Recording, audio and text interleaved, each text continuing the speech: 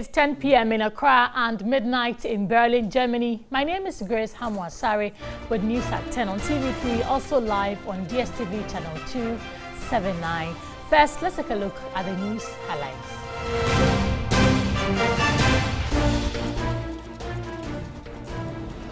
The Food and Drugs Authority, FDA, has described as false claims that there are artificial fish made from foam and plastic on the Ghanaian market.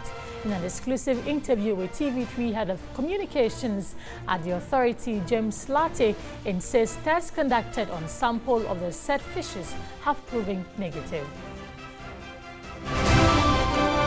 Also, the Coalition for Volta Youth, a group against the division of the Volta region, have released Vote No Oti region posters in a bid to convince persons dwelling in the north not to approve the decision to split the Volta region. The poster, which also has an inscription "Save Volta Now" written across the map of the Volta region, is expected to be posted at vantage points of the proposed OT region ahead of the December 27 referendum.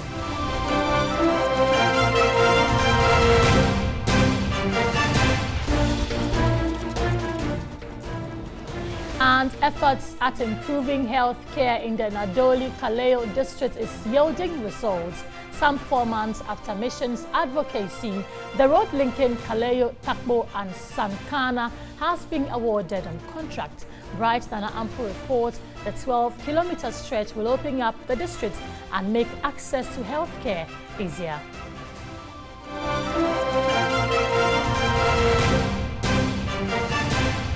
Elsewhere on the international front, thousands of protesters took to the streets of French cities on Saturday in the 5th weekend of nationwide demonstrations against Emmanuel Macron's government, despite calls to hold off after a gun attack in Strasbourg earlier this week. The Yellow Vest movement started in mid-November with protests at junctions and roundabouts against fuel tax increases, but quickly became a wider mobilization against Macron's economic policies.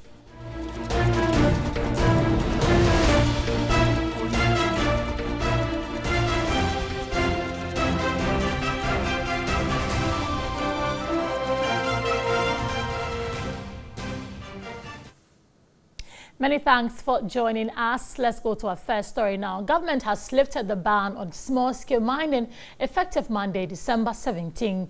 Minister for Environment, Science, Technology, Innovation, Professor Kwabena Frimpong-Boateng, on Friday, December 14, said the 22-month ban is being lifted after the Interministerial Committee on Illegal Mining successfully developed a comprehensive policy framework to regularize small-scale mining across the country. Let's listen to him.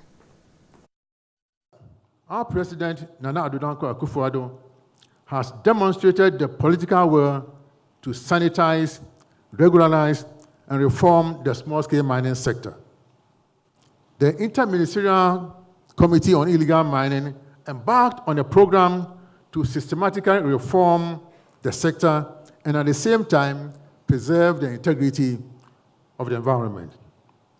Miners who, out of ignorance, might have done the wrong thing have been given the opportunity to receive proper training at UMAT in sustainable small-scale mining operations. Individuals who wanted to stop mining altogether were afforded training in alternative livelihood trades. There has been adequate education of miners, chiefs, and religious leaders, opinion leaders, and the general population. All registered small-scale miners were given the opportunity to appear before a vetting committee to have their documents regularized. The ban on small-scale mining is being lifted for the compliant ones to go back to work within the regularized and reformed framework. The list of compliant miners will be published in the electronic and print media on Monday, the 17th of December, 2018. This information will be made available on all the notice boards of the municipal and district assemblies. Unregistered or illegal miners who were referred to as galamseyers are being organized into community mining cooperatives and provided with concessions to work on legitimately under the supervision of the district committees. There should therefore be no logical reason why any person in Ghana should engage in illegal mining. The IMCIM has acquired drones and other devices to monitor and enforce mining regulations. Also, the IMCIM has developed a computer software called GallanStop that will help regulate activities of regulatory agencies such as Minerals Commission, Water Resources Commission, and EPA, and monitor the life cycle of mining and related licenses and permits. Use of dangerous chemicals such as mercury and cyanide, and deployment of unlicensed heavy-duty earth-moving equipment constitute illegality. Heavy mining equipment that have not been licensed and tagged will be confiscated to the state. So joining me in the studio tonight is a mining consultant, Seth Wola-Shume. Good evening to you, sir, and thank you for joining us. Good evening, Grace. Yes, so you heard from the minister. He was talking about some interventions government has put in place or reforms to ensure that even as the ban is lifted, there's legal mining. Do you think these reforms can be best described as the best solutions going forward? Well, let me say good evening to your cherished listeners this evening, and also to say that I am very happy for this day, and I'm happy because of a few things. One is people who have their livelihoods back, and also the fact that the economy that has been losing so much revenue as a result of the halt in activities of the small-scale mining will sort of pick up. All these, in effect, will mean that at least we'll reduce some of the unemployment figures and make sure that the government gets some revenue out of these activities. I'm really delighted. I think that is a step in the right direction.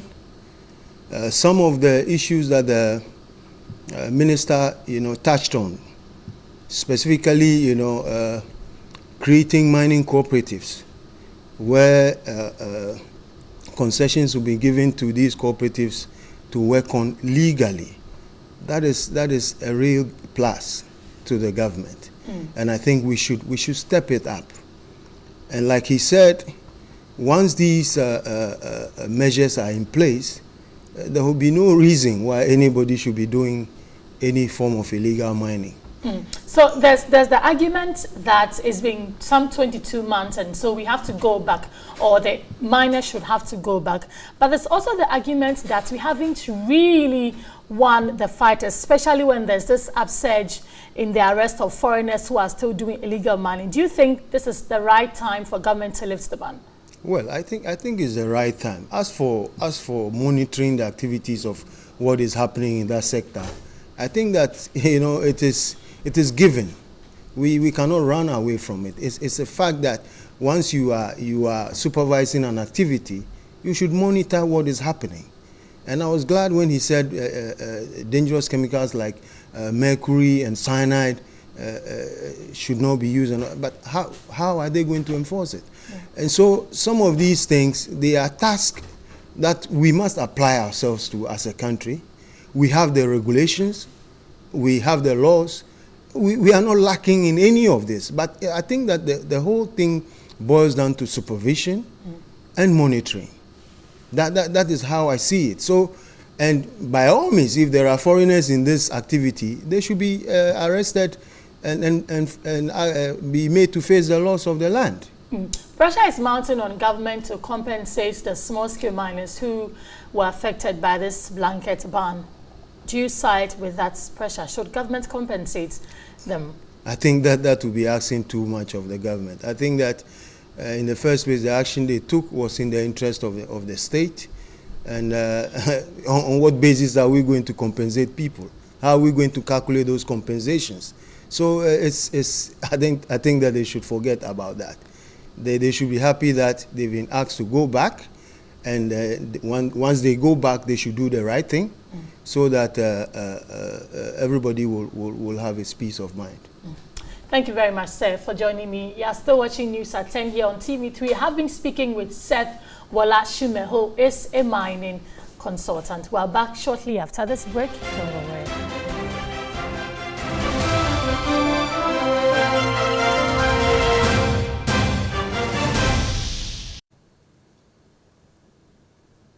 Welcome back from the break. This is News at 10 on TV3. We are also live on DSTV channel 279. Now, the Dutchville Academy has organized a two-day digital conference that sought to train selected journalists across Africa.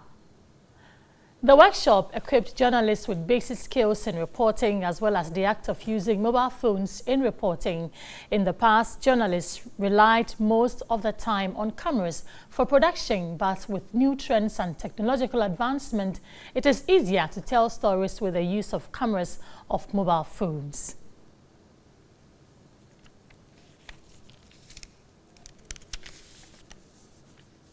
So I have been joined in the studio by Emmanuel Yagun and Marvin Gakunyi, founders of Mobile Journalism Africa, who have been in Ghana training some selected journalists in mobile journalism. Good evening to you, gentlemen.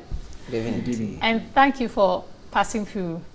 Yes, Emma, we have been speaking to you on the internet and across on Skype. It's good to see you here finally in person and in Ghana. Yeah, it also feels good to be here, finally, to be able to meet you people. Yes. Now that we've been having the conversations on Skype. Yeah. And especially during the time when we were having our elections in Elections, Kenya. exactly. Yeah, so it feels good to be here, finally. Yes. Yeah, and today I'm not just alone here. I've also come with a friend. Marvin. Yes. Yes. So, Emma, tell us about the project you're working on in Ghana, that is the mobile journalism. What's it about? Okay, even before we talk about what we've come to do here in Ghana, my friend Marvin and I, he's the CEO and founder of Mobile Journalism Africa, and I'm the co-founder and communications director. So what we do is that we use mobile phones to tell stories. That's basically it. Yeah, so maybe he can, as Marvin, the boss so here now. Yes, as a boss, tell us a bit about it. I'd not want to consider myself a boss, but I'd consider myself as a team leader, because we work as a team at Mobile Journalism Africa. But the concept behind that item is that for the longest time ever, the stories about Africa has been told by foreigners who do not really understand and contextualize our stories. So we decided to narrow it down to us as Africans to tell our own stories, because we are the sources of those stories. By doing so, we have devolved the art of storytelling from using complicated and sophisticated cameras to what people are using from daily to daily life. Those are mobile phones. So we are teaching people how they can shoot a story, edit, and publish it. Now social media has revolutionized how stories are told. So you can share stories from all corners of the world. And because sometimes, you know, mainstream media for the longest time ever celebrate what bleeds leads. So we want to change that narrative, because we also have good stories that probably would not see the broad daylight of seasoned media. So when people come out and they have the right skills, most preferably basic journalist skills, and they have the grain of ethics to guide them, the stories become different. Because so how crucial is this to the work of journalists in this globalized world? I would say it is really important, and especially with the fact that right now we are seeing a change in the trend of storytelling. And for us at Mobile Journalism, we believe that our stories are best told by us. And the best way to do this is to give people the power to do those stories themselves. And we have the most available device now is the mobile phone. And for us, we call that a pocket studio, because you can actually use it to do everything from shooting to editing. And that's what we've been doing now here in Ghana. We've been training together with Dushavela and DW Academy. We've been training young people on how to shoot and edit stories using their phones. So we've been taking them around Accra, across Accra, to doing different stories, then going back to the venue and having them edit those stories. So it's really important. So what's the future of this whole project? In the next 5 years, let me say, where do we expect mobile journalism to get to or to be? Okay, you want to start with that? I'd say we are seeing the art of stories mutating into something more personalized, into something not more as complex as it is today, because everybody inherently wants to be listened to. So we have stories. Everybody wants to tell a story and somebody wants to listen. So in the next couple of years, we want to be, we want to position ourselves as the leading platform in terms of news consumption and stories that inspire people to get better and do better for Africa. Final. Yeah, very importantly is that mobile journalism is the future of storytelling. Yeah, so we want to be the authority in Africa. We want to unite Africa. We want to tell our own stories without having, any other agenda from any other parties. So we want to be our own storytellers. Yeah, we believe that our stories are best told by us, so we are going all out to do that. And that is what we want for Africa, to bring Africans together to control the narratives that are told about Africa. Thank you very much, gentlemen, for joining me. I have been speaking with Emmanuel Yegun and Marvin Gakunyi, who are championing the cause for the mobile journalism project in Africa. They are here in Ghana training some journalists on the project. Let's do some other stories. Now, the Food and Drugs Authority, FDA, has described as false claims that there are artificial fish made from film and plastic on the Ghanaian market. Head of Communications at the authority, James Latte, insists tests conducted on sample of the said fishes have proven negative. He spoke to Peter Kwao Adato.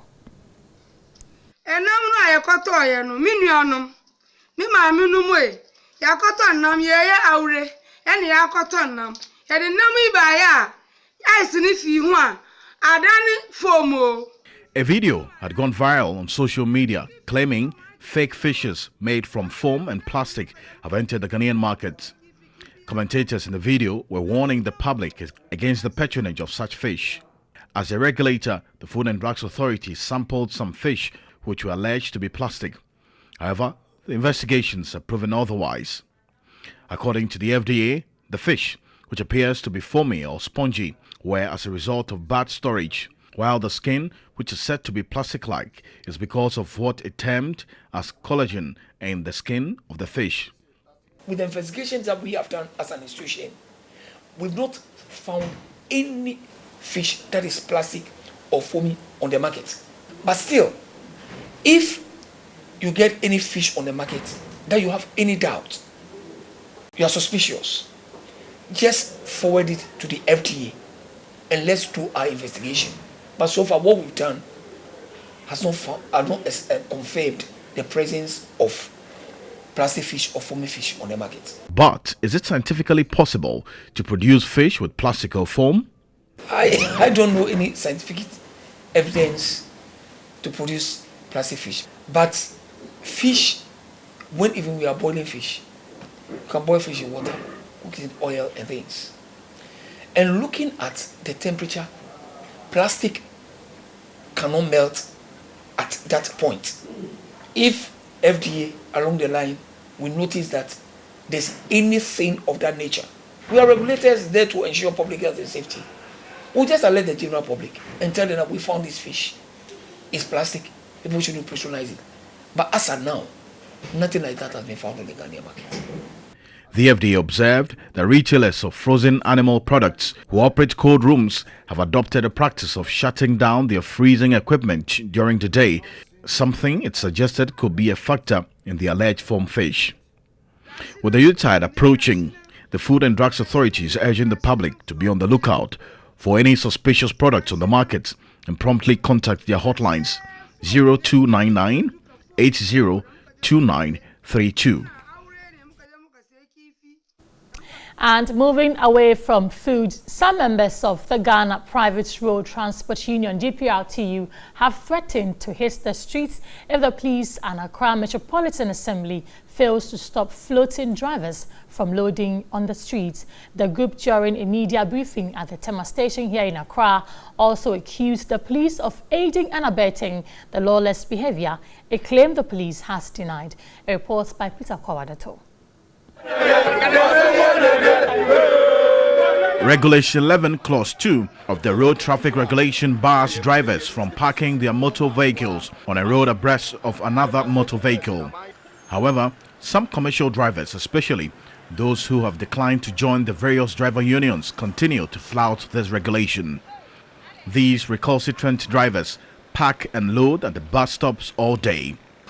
The activities continue to deprive law-abiding drivers who operate from designated lorry parks and pay levies to the state on a daily basis. Unfortunately, city authorities and the police appear to be doing very little to arrest the challenge, which is almost a major cause of traffic congestion in the cities. And the various branch executives of the GPRTU say they can no longer cope with the pain.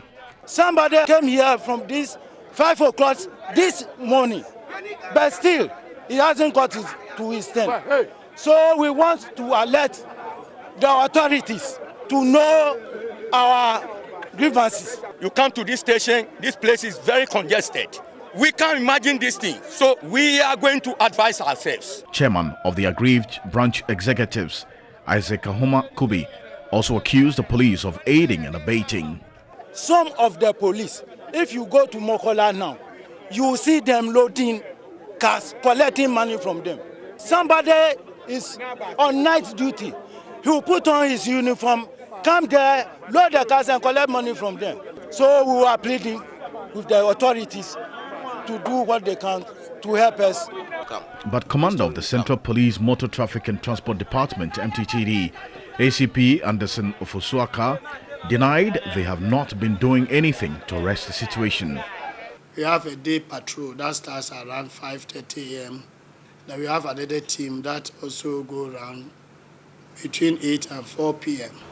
We have been arresting people, prosecuting them, and my assurance is that we are going to reactivate our night patrols. We used to have night patrols that also pray between 4 p.m. and 8 p.m. ACP Anderson Ofosuaka, however, urged the driver unions to assist them clamp down on the lawless drivers. And that's how we end tonight's edition of NEWSAT10 on TV3, which is also live on DSTV channel 279. My name is Grace Hamwa. Many thanks for joining us.